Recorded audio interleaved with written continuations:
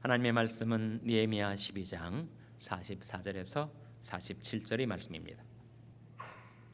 그날에 사람을 세워 곡간을 맡기고 제사장들과 레위 사람들에게 돌릴 것, 곧 율법에 정한 대로 거제물과 처음 익은 것과 11조를 모든 성읍 밭에서 거두어 이 곡간에 쌓게 하였노니, 이는 유다 사람이 섬기는 제사장들과 레위 사람들을 인하여 즐거워함을 인함이라.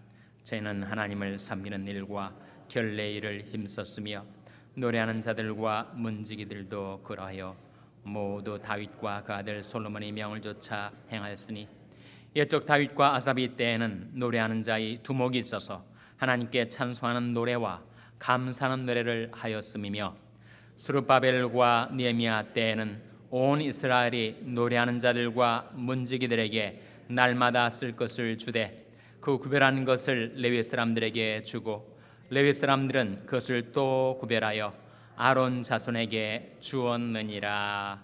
아멘. 우리 하나님 말씀 묵상하기 전에 다시 한번 기도하겠습니다. 하나님 아버지, 감사합니다. 저희들의 삶 속에 평강을 주셔서 오늘도 하나님 앞에 나오게 하시고 하나님께 찬송으로 영광 돌리며 이제 하나님의 말씀을 저희들이 묵상하고자 하오니, 아버지 하나님, 저희들의 마음 눈을 밝히셔서 주의 법에 귀한 것을 보게 하시고 하나님의 선하신 뜻을 깨달아 알게 하셔서 하나님의 말씀 따라 하나님의 뜻 받들어 살아가는 저희들의 삶이 될 수 있도록 하나님 저희들을 주관하시고 인도하여 주시옵소서. 예수님의 이름으로 기도하옵나이다. 아멘. 할렐루야. 서로에게 평강의 복을 기원하는 마음으로 샬롬 인사 나누시기 바랍니다. 샬롬. 샬롬. 오늘 수요 예배 잘 나오셨습니다. 오늘 본 말씀은 물질을 유통하는 삶이라는 제목으로 하나님 말씀을 함께 우리가 상고하게 될 텐데요. 먼저 44절 말씀을 같이 읽겠습니다.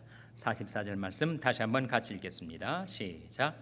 그날에 사람을 세워 곡간을 맡기고 제사장들과 레위 사람들에게 돌릴 것, 곧 율법에 정한 대로 거제물과 처음 익은 것과 11조를 모든 성읍 밭에서 거두어 이 곡간에 쌓게 하였노니, 이는 유다 사람이 섬기는 제사장들과 레위 사람들을 인하여 즐거워함을 인함이라. 이 말씀 가운데 모든 유다 백성들은 그들의 물질 중에 거제물과 처음 익은 것과 11조를 하나님이 곡간에 바쳐드리게 하였습니다. 거제물은 그 말 그대로 양이나 소를 잡아서 그 고기를 하나님 앞에 바치는 예로 그것을 들어 올리는 제물을 말합니다. heave offering이라고 하는 거제물.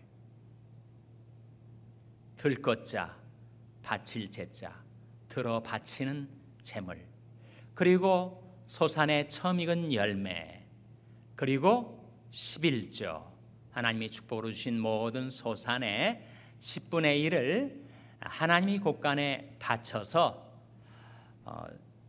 이런 사람들이 그 물건을, 그 물질을 사용하게 했다. 두 부류의 사람이 나오죠. 44절에 두 부류의 사람. 누구와 누구입니까, 여러분? 누구와 누구예요? 제사장들과 레위 사람들입니다. 그래서 그날에 사람을 세워 곡간을 맡기고 제사장들과 레위 사람들에게 돌릴 것, 곧 율법에 정한 대로 거제물과 처음 익은 것과 11조를 모든 성읍밭에서 거두어 이 곡간에 쌓게 하였노니, 이는 유다 사람이 섬기는, 즉 하나님을 섬기는 제사장들과 레위 사람들을 인하여 즐거워함을 인함이라. 저희는, 이어지는 45절 말씀에 저희는 누구를 가리키겠습니까? 바로 앞에 나온 제사장들과 레위 사람들을 가리켜요. 그들은 하나님을 섬기는 일과 결례일을 힘썼다라고 나오고 있습니다. 그래서 하나님께서 하나님이 백성들에게 물질의 축복을 주셨을 때 그 물질의 헌상, 하나님 앞에 바치는 헌신을 말합니다. 헌상의 표준이 있었어요. 스탠다드가 있었습니다. 그것은 지금도 예나 지금이나 헌상의 표준은 11조입니다. 11조를 하나님이 곳간에 바치면 그것을 누가 사용하는가? 제사장들과 레위인들이 사용하게 했었습니다. 제사장과 레위인의 차이가 뭐죠? 제사장은 누구고 레위인은 누굽니까? 제사장들은 레위 지파 사람들이 아닙니까? 맞습니까? 대답이 없으시네요. 다시 한번 질문을 드릴게요. 지금 제사장들이 누구고 레위인들이 누군가를 우리가 구별해야 되는데, 이 제사장들은 레위 사람들에게 속해 있습니까? 안 속해 있습니까? 속해 있죠. 레위 사람들에게 속해 있지만 그 레위 사람들 중에서도 특별히 제사장으로서의 직무를 부여받은 사람들을 가리켜서 제사장들이라고 하는데, 그 사람들은 누구의 자손들이에요? 누구의 자손들입니까? 아론의 자손들이죠. 아론의 자손들이라고 대답을 하신 분들은 그 양자의 구별을 정확하게 이해하고 계신 분들이에요.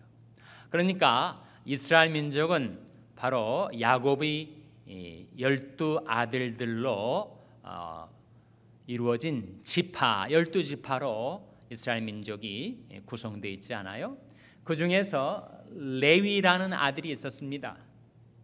근데 하나님께서 레위 지파는 다른 이스라엘 민족 지파들처럼 농사를 짓거나 상업을 하거나 무역을 하거나 세속 직업을 갖지 못하게 하셨어요. 그들이 하는 일은 뭐예요? 그들은 성막을 지키고 봉사하는 일을 하게 했던 것입니다. 그럼 그들은 어떻게 먹고 사는가? 나머지 11지파의 사람들이 그 레위 지파에 쓸 것을 공급한 거예요. 그리고 레위 지파 중에서도 아론 자손들, 레위와 아론의 관계는 어떤 관계예요? 무슨 관계입니까? 밀접한 관계죠. 밀접한 관계. 어떻게 밀접하게 연결이 되는 겁니까? 레위의 아들 중에 그앗이 있었고, 그앗의 아들 중에 아므람이 있었고, 아므람의 아들 중에 아론이 있었단 말이에요. 그러니까 레위는 아론의 증조 할아버지, 아론은 레위의 증손이 된단 말이에요. 그러니까 레위 지파 중에서도 3대가 내려와서 아론 때부터 레위 지파 사람들 중에서도 제사장을 따로 선택하여 세우신 거죠. 그러니까 레위 지파 사람들이 더 많아요? 아론 자손들이 더 많아요? 레위 지파 사람들이 더 많죠. 훨씬 많죠. 그래서 11지파 사람들이 일을 해서 소득을 얻게 되면 하나님의 성막을 위해서 봉사하느라고 세속 직업을 갖지 않고 있었던 레위지파 사람들에게 물질을 유통케 했고, 레위지파 사람들은 그들이 받은 백성들이 11조 중에서 또다시 그들의 11조를 떼어 누구에게 돌린 거예요? 제사장들에게 돌렸단 말이에요. 관계가 이해가 되십니까? 47절 말씀 한번 보겠습니다. 47절 말씀 다시 한번 같이 읽겠습니다. 시작. 스룹바벨과 느헤미야 때에는 온 이스라엘이 노래하는 자들과 문지기들에게 날마다 쓸 것을 주되 그 구별한 것을 레위 사람들에게 주고 레위 사람들은 그것을 또 구별하여 아론 자손에게 주었느니라. 이 하반절 말씀에 이스라엘 백성들은 레위 사람들에게 주고 레위 사람들은 그것을 또 구별하여 누구에게 주었다고요? 아론 자손에게. 레위 지파 사람들 중에서도 제사장 가문인 아론 자손들에게 자기들이 이스라엘 백성에 받았던 10분의 1 중에 그 중에 10분의 1을 구별해서 제사장들에게 주었다 하는 거죠. 그럼 이 아론 지파 사람들은 바로 제사장 가문인데, 제사장들은 일을 하지 않았어요. 농사를 짓지도 않았고 상업을 하지도 않았고 또 뭔가를 제조하는 공산물을 만들어내지도 않았고, 그들은 성막 안에서 하나님 앞에 제사를 드리는 직책을 부여받은 사람들이었습니다. 그래서 그들은 세상 사람들과 같이 기업이 없었어요. 나머지 11지파들은 다 기업이 있었습니다. 그들에게 어떤 형태로 기업이 주어졌었죠?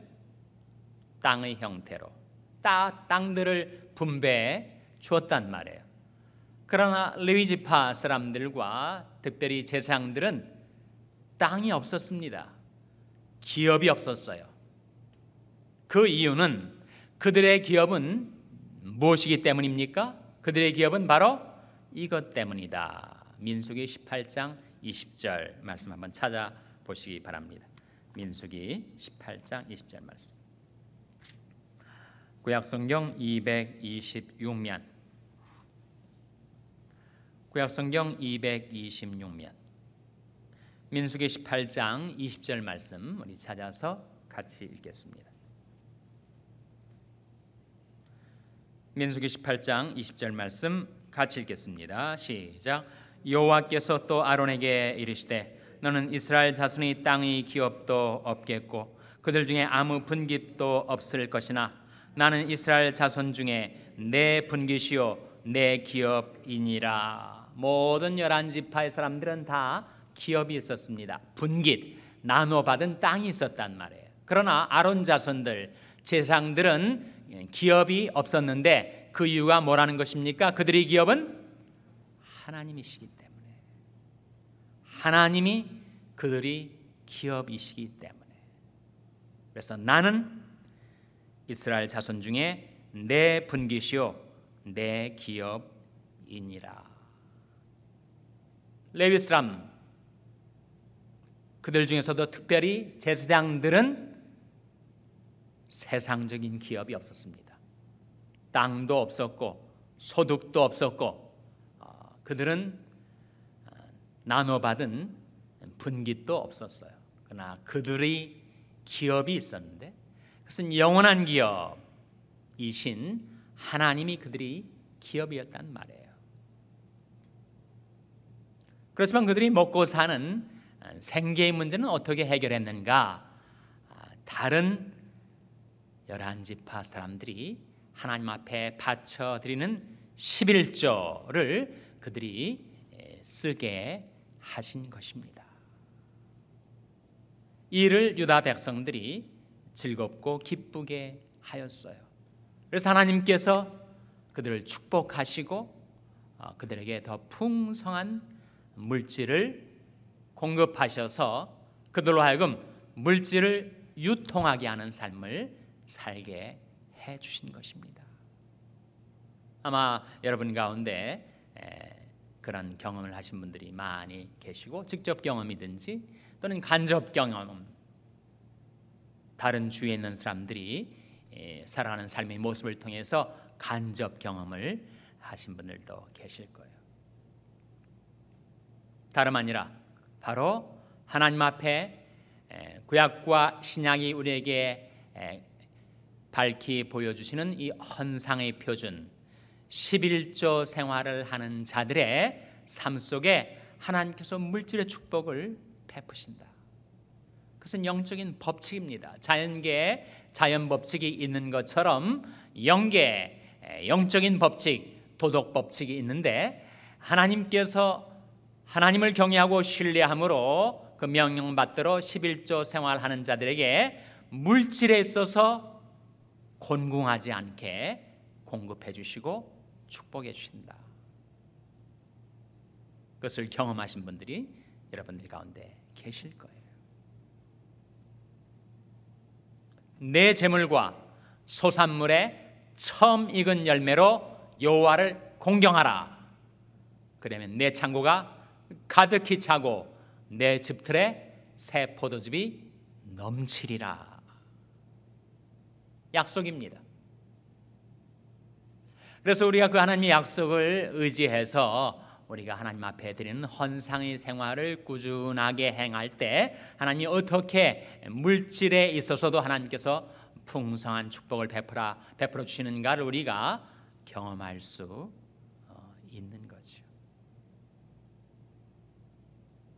그러나 그것은 우리가 헌상, 봉헌 생활을 잘해서 반대급부로 하나님께서 내게 축복을 주시니까 잘해야지 라고 하는 차원을 넘어서서 물질을 유통하는 삶에 본을 보여주신 분이 바로 우리 주 예수님이십니다. 예수님은 원래 부유하신 분이셨어요. 하늘의 영광, 땅에 있는 모든 것의 소유주이시니까 얼마나 부유하신 분이겠습니까? 그러나 부유하신 그분이 가난하게 되셨습니다.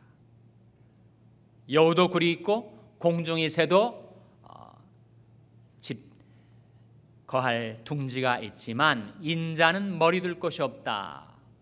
가난하게 되셨어요. 그것은 그의 가난하심을 인하여 우리를 부욕해 하려 하시기 위해서다. 부유하신 그분이 우리를 위하여 가난하게 되셔서 그의 가난하심을 통하여 우리를 부욕해 하셨다. 고린도후서 8장 9절 말씀입니다. 한번 찾아보시기 바랍니다. 고린도후서 8장 9절 말씀 우리 찾아서 같이 읽겠습니다. 신약성경 294면 고린도후서 8장 9절 말씀입니다. 신약성경 294면 고린도후서 8장 9절 말씀 다 같이 읽겠습니다. 시작. 우리 주 예수 그리스도의 은혜를 너희가 알거니와 부유하신 자로서 너희를 위하여 가난하게 되심은 그의 가난함을 인하여 너희로 부욕해 하려 하심이니라. 그것이 바로 우리 주 예수 그리스도의 은혜라는 거예요. 그 주님의 은혜가 우리에게 있어서 주님이 그 부유하신 자로서 우리를 위하여 가난하게 되신 그 이유는 그의 가난하심을 인하여 우리로 부욕해 하려 하심이라고 말씀하시면서 물질을 유통하는 삶에 본을 우리에게 끼쳐 주신 것입니다. 본만 끼쳐 주신 것이 아니라 주님께서 실제로 이 세상에 계실 때 우리에게 그렇게 살라고 말씀하셨는데 그것은 바로 주라 그리하면 너에게 줄 것이니 그렇게 말씀하셨어요. Give and it shall be given to you 라고 말씀하시면서 물질을 남을 위해서 베풀며 살아가는 자에게 하나님께서 반드시 갚아주신다. 어디에 나온 말씀이죠? 누가복음 6장 38절 말씀. 주라 그리하면 너에게 줄 것이니 곧 후이되어 누르고 넘치도록 하여 안겨주리라고 약속하셨습니다.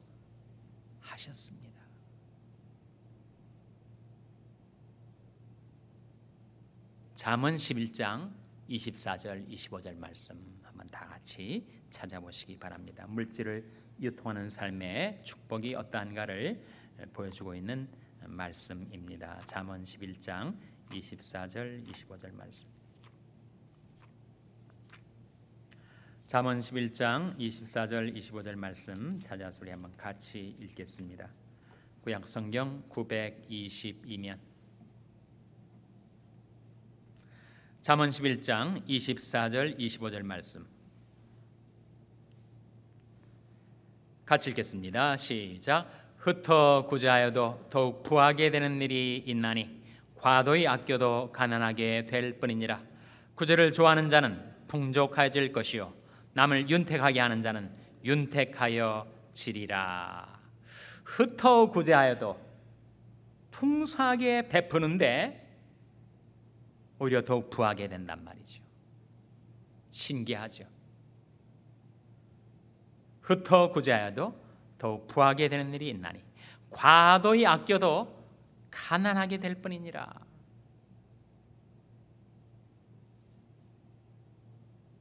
중구에 엄청난 갑부가 있었다는 거 아니에요. 갑부가 죽기 전에 돈 버는 비법을 자기가 전수해 주겠다 해가지고 자손들과 동네 사람들이 다 모여서 어떻게 하면 그렇게 거부가 될 수 있는가 다 귀를 기울여 딱 한마디 말을 하고 죽더라는 거예요. 거부가 되는 길 뭐겠습니까? 쓰지 마 그랬다는 거예요. 쓰지 말라. 중국의 갑부는 그렇게 갑부가 될 줄 몰라도 하나님 나라의 갑부는 과도히 아껴도 오히려 가난하게 되고 흩어 구제하는데 더욱 부하게 되는 일이 있다는 거예요. 그래서 구제를 좋아하는 자는 풍족하여질 것이요 남을 윤택하게 하는 자는 어떻게 된다고요? 윤택하여지리라. 윤택이라는 말이 사실은 물을 주다 그런 뜻이거든요. 남에게 물을 주는 사람은 그 역시 물을 얻게 될 것이다 그런 뜻입니다. 여러분 정말 가뭄이 오고 비가 내리질 않아서 마실 물이 없는 그런 상태에 상당량의 물을 비축한 사람이 자기 혼자 물만 마시고 이 가뭄 속에서 혼자 살아날 수 있으리라고 생각하면서 그 물을 남에게 나눠주지 않는다면 다른 사람 다 죽고 나서 그가 어떻게 행복하게 살 수가 있겠어요? 남에게 자기가 아끼고 모은 물을 나눠주는 그 사람은 정말 그 사람이 이제 물이 없어 마르고 목말라 할 때 그때 물을 얻게 될 것이다. 그것이 바로 윤택의 의미입니다. 남을 윤택하게 하는 자는 윤택하여지리라. 남에게 물을 주는 사람은 그가 또한 물을 얻게 될 것이다. 존 웨슬리가 말했던 그리스도인의 경제 생활의 세 가지 원칙. Gain as much you can.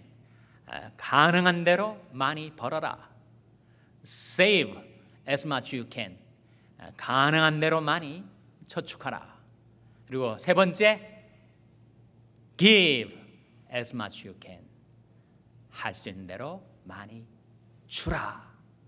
주라. 그리하면 줄 것이요. 흩어 구제하여도 더욱 부하게 되는 일이 있다.